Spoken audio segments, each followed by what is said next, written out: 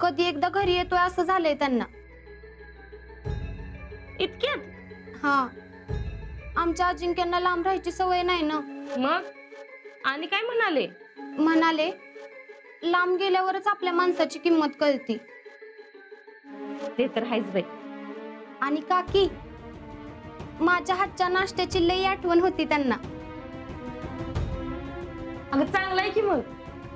पण तुझं त्याचं लय पटत नव्हतं ना? काकी, हक्काच्या माणसावरच माणूस रागवत ना. हा. पण आता त्यांना माझी लई आठवण येते. अहो, माझ्याशिवाय करमतच नाही त्यांना. दिवसातून न चुकता 2-2 वेळा फोन करतात मला. होय काय? शक्यच नाही.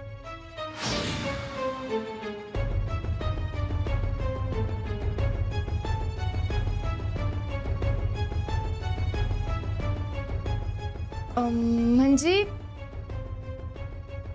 तिकडे ट्रेनिंग वर गेल्यावर फोन जमा करतात ना, मग कसा फोन कराल आजा? तुला काय माहित ग? अगं म्हणजे इकेचा बी केलता ना, मग पोरांची कामं करण्यासाठी दिला त्याला फोन. मग अजिंक्यांना बी तसाच दिला असेल. आजाकडे फोन असेल तर मग तो माझा फोन का उचलत नाही? मग आणि काय म्हणते आज्या? काय नाही, ते म्हणाले तुला सुट्टीवर ना आल्यावर काय आणू. मग तू काय मागितलंस? बेळगावचा कुंदा? नाही, मग काय ग?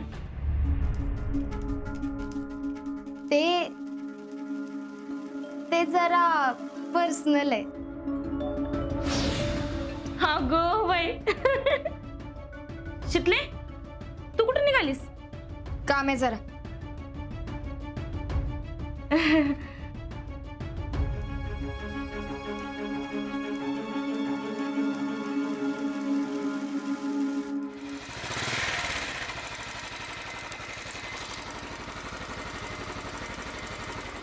ओ मामी, नमस्कार. नमस्कार. म्हणलं बघावं वळख बिळख आहे का नाही. असं का बोलताय? मग कसं बोलायचं? डोळा चुकून चाललाय देणे करायगत, म्हणून म्हणलं. मी का डोळा चुकू? मी काही कुणाचं घोडं मारले का तवा? घोडं नाही मारलं, पण आम्हाला घोड्यावर बसवायचंय. हाय ना लक्षात? का भाचा भरती झाला म्हणून विसरला सगळं? हाय की लक्षात. मग कधी घेऊन जाताय स्थळ शीतलकडे? जाता येईल की, एवढी काय घाई आहे तवा? घाई नाही, पण तुम्ही तुमचा शब्द विसरू नका म्हणजे झालं. शब्द? कसला शब्द? मी नाही दिला कुणाला शब्द बिब्द. टॅलेंट सी मामीचा डायरेक्ट यू टर्न. मामी दिलेल्या शब्दाला नाही, निदान खाल्लेल्या मिठाईला तरी जागावं माणसानं. भैया, टाळी एका हातानं वाजत नाही कधी. मी जशी तुमची मदत करणार तशी तुम्ही आमची मदत करायला पाहिजे होती. पण शेवटी अजिंक्य भरती झालंच ना. काय केलं तुम्ही? काय केलं आम्ही हे आम्हाला विचारण्याआधी तुमच्या पोरीला विचारा. आम्ही सगळी तयारी केली होती, पोलिसांना पण तिथवर घेऊन आलो होतो, पण ऐन टायमाला तुमच्या जयडीनं अजिंक्यची बाजू घेतली. त्याला आम्ही काय करणार? तुमचं नाणं खोटे आणि तुम्ही आम्हालाच बोला. टॅलेंट याला म्हणतात उलटा कोतवाल. भैया, उलटा कोतवाल नाही, उलटा चोर. हा, दॅट इज दॅट. याला चोराच्या उलट्या बॉम्बा म्हणतात. आता मी सांगते की, आणि मी दिलेला शब्द विसरत नसते कधी. पण तुम्हाला तुम्ही दिलेला शब्द आहे का लक्षात? काय? तुम्ही मला पुन्हा बचत गटाचं अध्यक्षपद देणार होता ते. Sharp talent. मामीची मेमरी एकदम शार्प आहे बरं का. मामी, तुम्हाला फक्त घ्यायच्या गोष्टी आठवतात, द्यायचं काय आठवत नाही. काही गोष्टी घ्यायच्या असेल ना तर काही गोष्टी द्याव्या बी लागतात. द्या की मग अध्यक्षपद.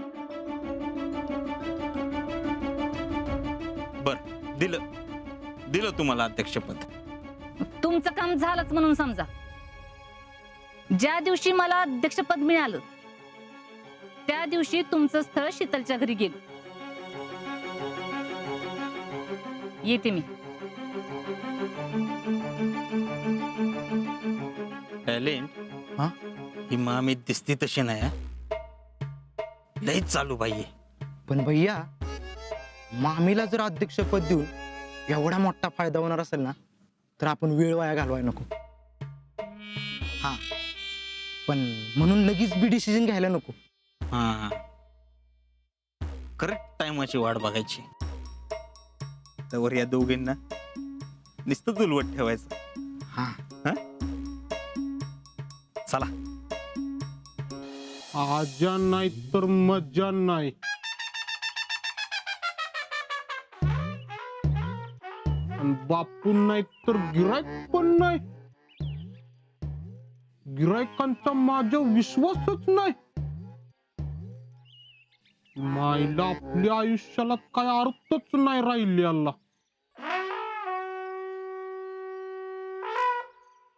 रावल्या, तुझ्याकडे एक काम होत. बोल की. आजन तुला काय फोन बिन केला होता का र? आता आजा तुला फोन करल का मला? अय रावल्या, टोमना मारू नका जा.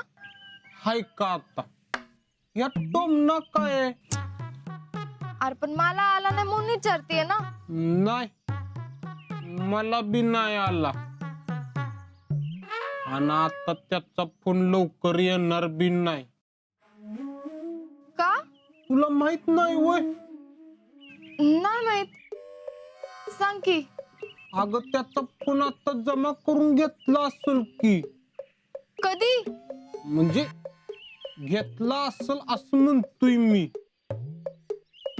आता त्याचं ट्रेनिंग सुरू झालं असेल ना, मग जमा केला असेल. नाही नाही, आजानं फोन जमा नाही केलाय अजून. कोण म्हणलं? त्यानं जयडीला फोन केला होता की. कशावरून? जयडीनं तिच्या तोंडानं सांगितलंय. अयो, जेडीला फोन आला आणि तुला आला नाही वय? नाही ना. अगं पण मी फोन लावला तर लागला नाही की. थांब, तू नको काळजी करू, माझ मी बघतो काय ते. तू काय करणार आहेस? मी लय खूप या माणूस आहे, तुला कॉन्फिडन्स न सांगतो. आता आजा तुला फोन करत असतोय का नाही बघ.